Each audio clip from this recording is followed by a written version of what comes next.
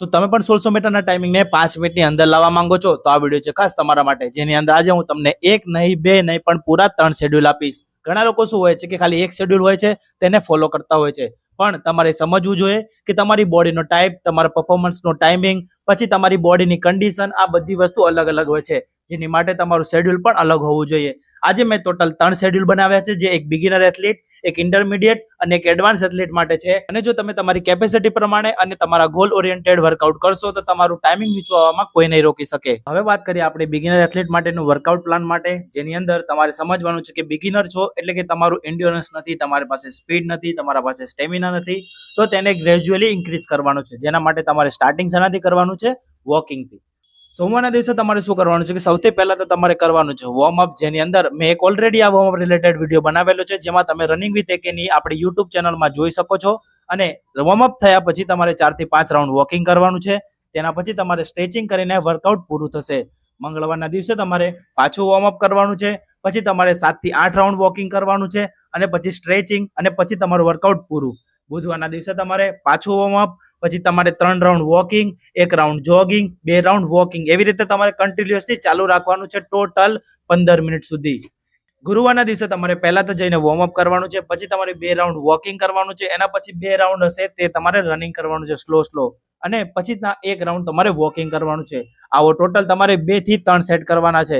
શુક્રવારના દિવસે તમારે સૌથી પહેલા જઈને વોર્મઅપ કરવાનું છે, તેના પછી જઈને તમારે 1 રાઉન્ડ વોક કરવાનું છે, પછી 1 રાઉન્ડ ધીરે ધીરે જોગિંગ કરવાનું છે, અને પાછું તમારે વોકિંગ કરવા માંડવાનું છે. કારણ કે આપણે ઓલરેડી ગુરુવારના દિવસે લોડ લીધો છે, એટલે આજે આપણે લોડ વધારે નથી લેવાનો. શનિવારના દિવસે તમારે વોર્મઅપ કરવાનું છે, એના પછી તમારે 4 રાઉન્ડ રનિંગ કરવાનું છે, એ પણ અટક્યા વગર. તમારે કોશિશ કરવાની છે કે ભલે સ્પીડ ધીમી હોય પણ તમારે પૂરું કરવાનું છે 4 રાઉન્ડ સુધી. એના પછી તમારે લેગનું સ્ટ્રેચિંગ કરવાનું છે, અને તમારું લોંગ સ્ટ્રેચિંગ કરવાનું છે, એટલે કે તમારું ફૂલ બોડી સ્ટ્રેચિંગ આવી જશે આમાં. અને રવિવારના દિવસે તમારે કમ્પ્લીટ રેસ્ટ લેવાનો છે.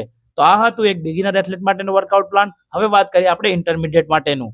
ઇન્ટરમીડિયેટ રનરે સોમવારના દિવસે શું કરવાનું છે કે તેમને તમને ટાઈમ ટ્રાયલ આપવાનો છે, એટલે કે એમને ખબર પડશે કે કયા લેવલ ઉપર છે. મંગળવારના દિવસે તમારે શું કરવાનું છે કે 20 થી 30 મિનિટ સુધી એકદમ સ્લો રનિંગ કરવાનું છે, અને તેના પછી તમારી ફૂલ બોડી રિકવરી કરવાની છે, એટલે કે સ્ટ્રેચિંગ કરવાની છે.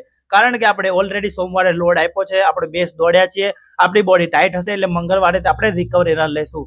બુધવારના દિવસે તમારે રેપિટેશન મારવાના છે, જેની અંદર તમારે 400 મીટરના 7 થી 8 રેપિટેશન મારવાના છે, અને આ બધાની વચ્ચે તમારે રેસ્ટ લેવાનો છે ટોટલ 3 મિનિટનો.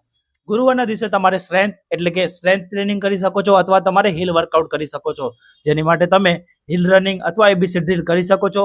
આ એબીસી ડ્રીલનો એક ડિટેલ વિડીયો આપણી રનિંગ વિથ એકેની યુટ્યુબ ચેનલમાં નાખ્યો છે, તેને જોવાનું ના ભૂલતા. શુક્રવારના દિવસે તમારે સ્લો ફાસ્ટ રનિંગ કરવાનું છે, જેની અંદર તમે 100 મીટર સ્લો, 200 મીટર ફાસ્ટ, અને પાછળના જે 100 મીટર વધશે તેમાં તમારે વોક કરવાનું છે. આવું ટોટલ તમારે 8 મિનિટ સુધી કરવાનું છે, અને આ 8 મિનિટના ટોટલ તમારે 3 સેટ મારવાના છે. શનિવારના દિવસે તમારે એન્ડ્યોરન્સ રન કરવાનું છે, જેની માટે તમારે 5 થી 6 કિલોમીટરનું લાંબી રનિંગ કરવાનું છે, અથવા તેનું ડિસ્ટન્સ તમે વધારી પણ શકો છો તમારી સ્ટેમિના અને તમારી એન્ડ્યોરન્સ પ્રમાણે. રવિવારના દિવસે તમારે કમ્પ્લીટ રેસ્ટ લેવાનો છે, જેથી તમારી બોડી રિકવર થશે અને તમને સારું પરફોર્મન્સ મેળવવામાં હેલ્પ થશે. તો આ હતું આપણું ઇન્ટરમીડિયેટ માટેનું વર્કઆઉટ પ્લાન. હવે વાત કરીએ આપણા એક એડવાન્સ એથ્લીટનું, એટલે કે એડવાન્સ રનર માટેનું વર્કઆઉટ પ્લાન કેવું હોવું જોઈએ તેના માટે. એડવાન્સ એથ્લીટે સોમવારના દિવસે સ્પીડ ઇન્ટરવલ્સ એટલે કે 400 મીટરના 8 થી 10 રેપિટેશન મારવાના છે, જેની અંદર તેમને રેસ્ટ લેવાનો છે 1.5 મિનિટનો, એટલે કે 90 સેકન્ડનો. મંગળવારના દિવસે તેમને કરવાનું છે રિકવરી રન, જેની માટે તમારે 5 થી 6 કિલોમીટરનું ધીમું રનિંગ પ્લસ 20 મિનિટનું કોર વર્કઆઉટ કરવાનું છે. બુધવારના દિવસે તમારે ટેમ્પો રન કરવાનું છે 15 થી 20 મિનિટ સુધી સતત સળંગ અને મીડિયમ સ્પીડે. વધારે ફાસ્ટ પણ ના હોવું જોઈએ અને વધારે સ્લો પણ ના હોવું જોઈએ. ગુરુવારના દિવસે આપણે ઓલરેડી સોમવાર અને આપણે બુધવારે લોડ લીધો છે, એના કારણે આપણે આપણી બોડીને થોડો રેસ્ટ આપશું, જેની માટે તમે એક્ટિવ રેસ્ટ લેશો, જેમાં તમે હળવી સ્ટ્રેચિંગ, યોગા અથવા 30 મિનિટનું સાયકલિંગ પણ કરી શકો છો, જેનાથી તમારી બોડી સારી રીતે એક્ટિવ થશે અને તમારું માઇન્ડ પણ ફ્રેશ થશે. શુક્રવારના દિવસે તમારે સ્પીડ એન્ડ્યોરન્સને ટ્રેન કરવાનું છે, જેની માટે તમે 800 મીટરના 2 રેપિટેશન પ્લસ 200 મીટરના 4 રેપિટેશન, આ રીતે તમારે વર્કઆઉટ કરવાનું છે. શનિવારના દિવસે તમારે લોંગ રનિંગ કરવાનું છે. આ લોંગ રનિંગ 8 થી 10 કિલોમીટરનું રહેશે, જેનાથી તમારી સહન શક્તિ એટલે કે તમારું એન્ડ્યોરન્સ બિલ્ડ થશે. રવિવારના દિવસે તમારે સંપૂર્ણ રેસ્ટ લેવાનો છે અને તમારી બોડીને રિકવર કરવાનું છે. રવિવારના દિવસે રેસ્ટ હોવાનો મતલબ એ નથી કે તમે ખાલી સૂતા રહો. તમારે પાણી પીવામાં, તમારા ડાયટમાં, આ બધામાં ધ્યાન રાખવાનું છે, જેથી તમારી સોમવારે વધારે બોડી એક્ટિવ રહેશે. તો આ હતો આપણો 1600 મીટરનો એક કમ્પ્લીટ શેડ્યુલ પ્લાન, જેની અંદર આપણે બિગિનર એથ્લીટ, ઇન્ટરમીડિયેટ એથ્લીટ અને એડવાન્સ એથ્લીટ માટે વર્કઆઉટ પ્લાન કેવો હોવો જોઈએ જેના માટે વાત કરી. તમને કેવું લાગ્યું કોમેન્ટમાં લખવાનું ના ભૂલતા. જય હિન્દ, જય ભારત.